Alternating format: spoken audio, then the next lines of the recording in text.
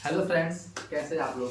Okay, welcome to the study material channel and my name is Ankaj Sharma. Okay, अगर जो आप लोग इस वीडियो को बिना स्किप किए देखेंगे तो आप लोग क्या होगा, मीन्स आप लोग जितना जो समांतर क्रम का संयोजन है आप लोग को विधोत समझ में आ जाएगा। मीन्स कैसे समांतर क्रम में होता है, मीन्स ये बहुत अच्छा कंटेंट है। अगर ये हो गया मीन्स समांतर क्रम संयोजन। ओके, अगर आप लोग इस वीडियो को देखेंगे अच्छा लगता है तो प्लीज लाइक कर दीजिए, शेयर कीजिए एंड सब्सक्राइब कर दीजिएगा। चलिए, so let's start now. Means समांतर क्रम संयोजन मतलब श्रेणी क्रम संयोजन क्या होती है? ये होती है श्रेणी क्रम के क्या संयोजन की फिगर्स होती है, ये होती है समांतर क्रम संयोजन की फिगर होती है। जैसे कि श्रेणी क्रम संयोजन में क्या होती है, धारा क्या होती है, सेम होती है, और वोल्टेज क्या होती है, डिफरेंट होती है। क्या होती है, वोल्टेज क्या होती है आपका, डिफरेंट होती है, डिफरेंट होती है। ओके, इसमें जो समांतर क्रम संयोजन में वोल्टेज सेम होती है तो डिफरेंट क्या होती है, डिफरेंट होती है आपका क्या, आई करंट।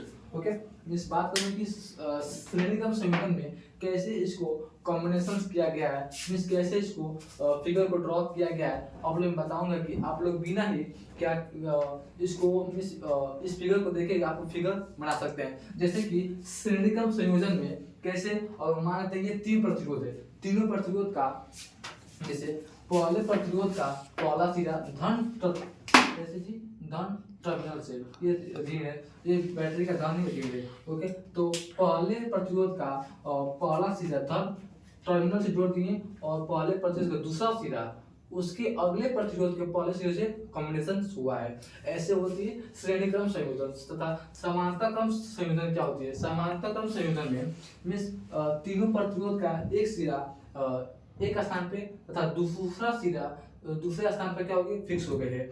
जैसे कि इसे बोलते हैं समांतर क्रम संयोजन, इसे बोलते हैं श्रेणी क्रम संयोजन। अब आती है मीन्स इसको समांतर श्रेणी क्रम संयोजन तथा समांतर क्रम संयोजन में इसको सिद्ध कैसे करते हैं। मीन्स इसका जो मीन्स इसको हम लोग को सिद्ध करना है, क्या सिद्ध करना है, R equal to R1 plus R2 plus R3 ये हो गया 1/R। इसको सिद्ध करना है 1/R इक्वल टू 1/R1 उस 1/R2 उस 1/R3 सिद्ध करना है। जैसे कि अब श्रेणी क्रम के इतना लिखने के बाद आप लोग भाषा लिखेंगे क्या, सबसे पहले मैंने R1 R2 R3 तीन नामक प्रतिरोध मैंने लिया, उसके बाद इसमें धारा प्रवाहित किया।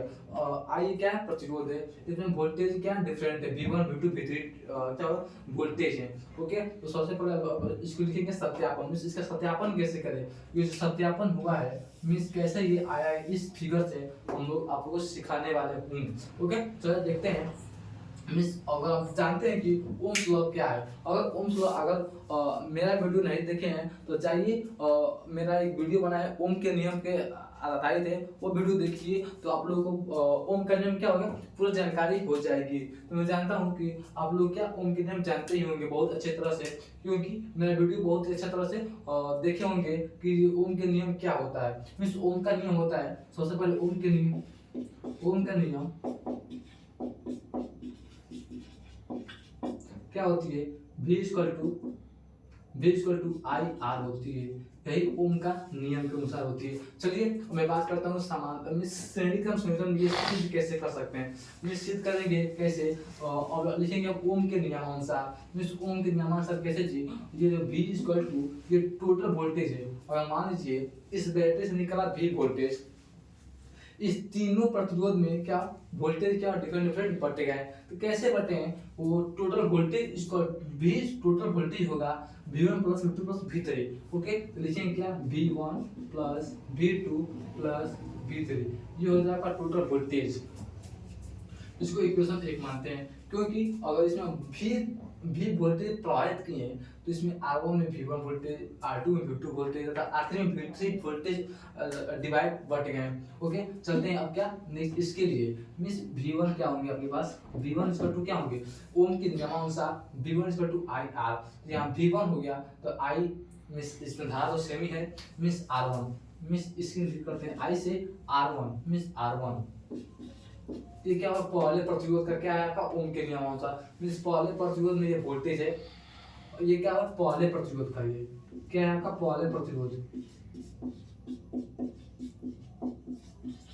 इसको समीकरण 1 मानते हैं। अब हम निकालेंगे दूसरे प्रतिरोध का, लिख लेना कि दूसरे प्रतिरोध क्या जी, दूसरा प्रतिरोध क्या हो गया, V2 इक्वल टू IR2, समीकरण 2 सब ये ओम के नियमानुसार है। अब तीसरे प्रतिरोध के लिए क्या होगा, V3 इक्वल टू IR3, समीकरण 3 हो गए।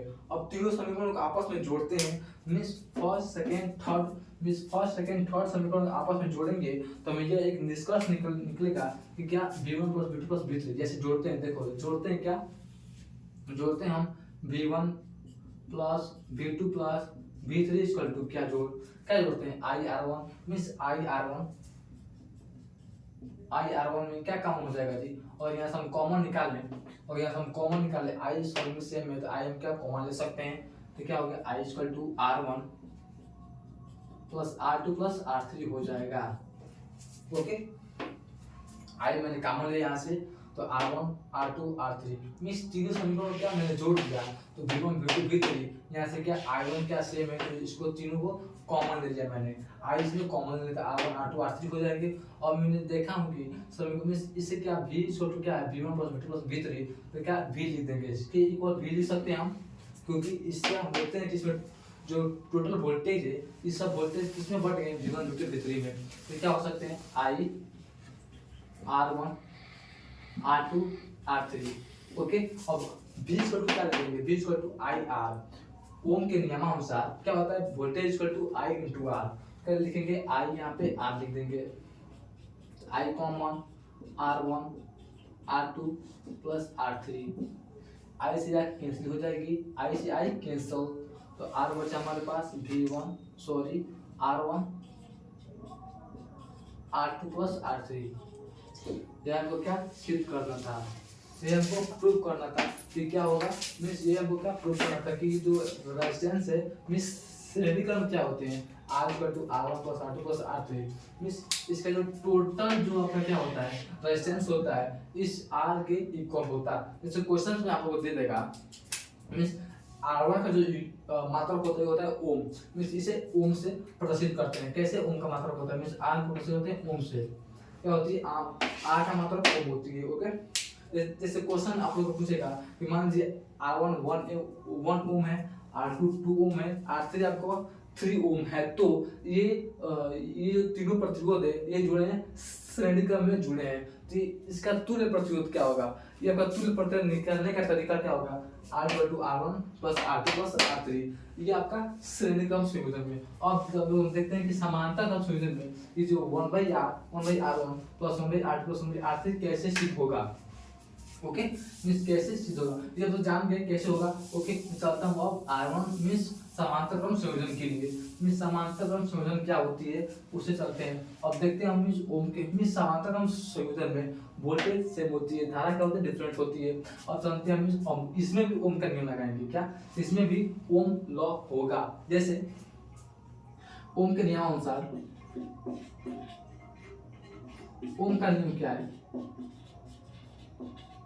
ओम का नियम V equal to IR, V equal to IR, यहाँ से I क्या निकालेंगे कॉमन, मींस यहाँ से I इक्वल टू क्या हो जाएगा V/R, I equal to V/R होगा जी।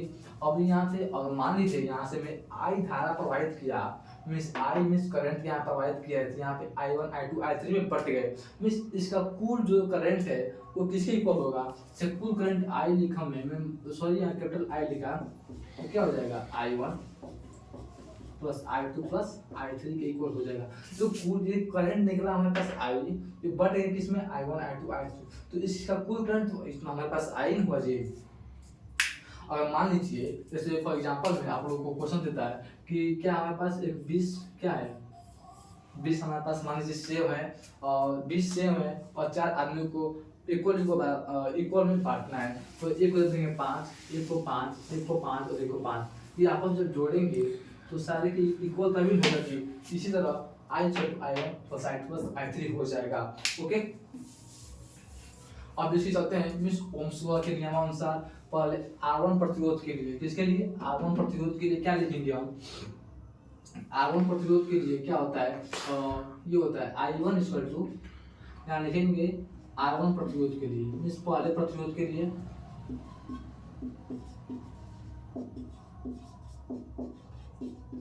क्या लिए R1 प्रतिरोध के लिए I1 इक्वल टू क्या होगा हमारे पास, इसमें बस आप लोग रखते जाइए यहाँ पे I1, तो यहाँ पे V तो सेम है तो आपको V तो चेंज नहीं करना है, V को आपको सेट नहीं करना है, R1 यहाँ पे पुट कर दीजिए यहाँ R1। ओके, अब निकाल लेंगे हम किसको, मीन्स R2 प्रतिरोध के लिए, तो क्या होगा यहाँ पे I2 इक्वल टू क्या हो जाएगा V/R2 हो जाएगा। अब निकालेंगे हम लोग I3 के लिए, मीन्स R3 के लिए, मीन्स R3 में कितना करंट बह रहा है उसको निकालेंगे। ओके, तो I3 इक्वल टू V/R3, इसको इक्वेशन 1 मानते, इक्वेशन 2 मानते, इक्वेशन 3 मानते। अब तीनों इक्वेशन को आपस में जोड़ते हैं तो हमें ये मिलता है क्या, I1 plus I2 plus I3 equal to, तीनों इक्वेशन का जोड़ते हैं हम, समीकरण 1 समीकरण 2 तो समीकरण 3 को क्या करते हैं, जोड़ते हैं। तो क्या I1 plus I2 plus I3 equal to V/R1 plus V/R2 plus V/R3। यहाँ से कॉमन क्या है, V कॉमन आ रहे हैं, यहाँ से टोटल क्या लिख सकते हैं, यहाँ पे I लिख सकते हैं, यहाँ पे I इक्वल टू क्या है V/R, यहाँ से V कॉमन हो जाएगा तो क्या होगा 1/R1 1/R2 1/R3। Okay, V से भी cancel, 1/R1 equal to 1/R1 plus 1/R2 plus 1/R3। मिस बात हो रही है समांतर क्रम और श्रेणी क्रम में अंतर डिफरेंशिएट क्या होती है, तो समांतर में का जो समांतर क्रम का क्या होती है, प्रतिरोध होती है, ये व्युत्क्रम के रूप में जुड़े होते हैं, तथा जो श्रेणी क्रम का जो आपका जो तुल्य प्रतिरोध होता है ये आप लोग मिस क्या मिस ये तुल्य प्रतिरोध होता है, मिस श्रेणी क्रम का जो तुल्य प्रतिरोध होता है R equal to R1 plus R3, और समांतर क्रम में जो संयोजन होता है तो 1/R equal to 1/R1 plus 1/R2 plus 1/R3। तो ये हमको क्या करना था, सिद्ध करना था।